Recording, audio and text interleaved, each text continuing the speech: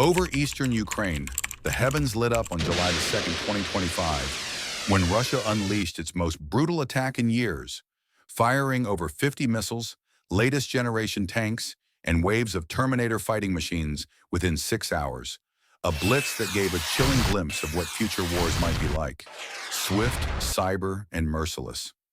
At sunrise, swarms of Lancet-3 drones shredded the darkness, hitting radar antennae and artillery locations, while Tornado-S missile systems dropped cluster bombs on bunkers, fuel truck columns, and command centers, shattering Ukraine's defenses and leaving Leopard 2A6 tanks in smoldering ruins.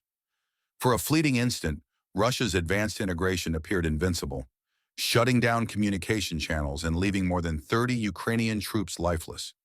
Yet this edge was fleeting. The Lancet's predictable flight paths and the Tornado-S's lack of precision left gaps Ukraine quickly exploited.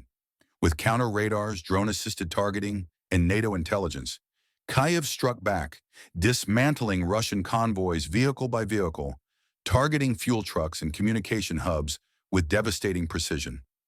The turnaround sent shockwaves beyond the battlefield, especially to Iran, whose regional strategy, built on missile barrages, drone swarms, and asymmetric strikes, mirrors Russia's model.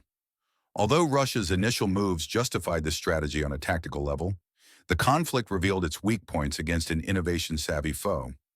For the United States, observing from the sidelines, the message is unmistakable. If Tehran tried a comparable hybrid attack, Washington could retaliate based on Ukraine's strategy, using the likes of HIMARS, satellite-enabled intel, and drone-provided targeting to destroy infrastructure without deploying masses of troops. The battle in Ukraine demonstrates that volume and speed cannot win if isolated. Flexibility, accuracy, and preventing enemy coordination determine victory. If Iran is unable to interfere with real-time coordination of U.S. and allied forces, its swarms can be thwarted by electronic warfare jamming their signals and reconnaissance drones revealing launch platforms before they can fire. Just like the gamble for Russia and Ukraine exposed the limitations of mere firepower without adaptability. Moscow's initial barrage appeared high-tech, but soon collapsed in front of a tech-savvy defense, and what came next was a textbook study in war as it is now. At 9:42 a.m., HIMARS joined the fight with America's ATACMS precision-guided missiles, and in a few short minutes, Russia's backlines were ablaze. The initial strike destroyed a convoy of fuel, setting off huge secondary blasts that rippled through over a dozen supply trucks and arms depots, strangling Moscow's supply lines. They were not wild shots, but precision strikes directed by satellites and launched from 20 miles inside Ukrainian territory, demonstrating the power of precision over raw muscle. Every ATACMS warhead dispensed hundreds of submunitions, annihilating clusters of targets in one shot. For 12 unyielding minutes, Russia's back crumbled into flames and chaos, their advance momentum faltering without petrol, equipment, or comms. Troops who had burst forward hours before were cut off, radios silenced, trucks ablaze, and commanders frozen in terror of what would be hit next. This disastrous switch had a message for Iran. A strategy founded on missiles and asymmetric attacks could come undone just as fast if HIMARS were fired from U.S. bases in Qatar, Bahrain, or Gulf naval ships. With almost flawless precision, these systems might destroy command bunkers, mobile launchers, and ammunition dumps within minutes and provide a type of deterrence that does not involve American ground troops, yet has the impact of an all-out attack. HIMARS provided the U.S. an option to step up pressure short of breaking red lines, sending a blunt warning. No asset is invulnerable. Its real strength is not so much firepower, but timing, as satellites and drones push target information directly into launchers, enabling threats to be found and eliminated in minutes.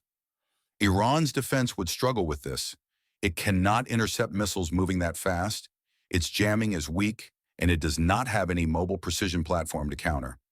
Ukraine's battlefield demonstrated HIMARS is not theory, but operational fact, and its next proving ground could easily be the Middle East. Russia learned this the hard way. By noon, its deafening barrage was silenced as its communications network was cut off. The culprit, an American EC-37B Compass Call aircraft, which weaponized lack rather than firepower by jamming encrypted radios and drone control. Within minutes, Russian troops lost contact, drones went off course, and commanders were reduced to blindness, their formerly coordinated attack unraveling into scattered confusion. Ukraine took advantage of the moment. NATO donated NASAMS plugged air defense holes, shooting down Russian helicopters, a Mi-28 Havoc and a Ka-52 Alligator, before they could attack, while tiny RQ-20 Pumas buzzed overhead, charting enemy movements and sending live intel to artillery that pounded with merciless precision. The result was not only devastation but confusion, stripping Russia of the capacity to act as a coherent force. This lesson resonates far beyond Ukraine. Iran's dependence on drones, missiles, and rapid strikes might be explained the same way.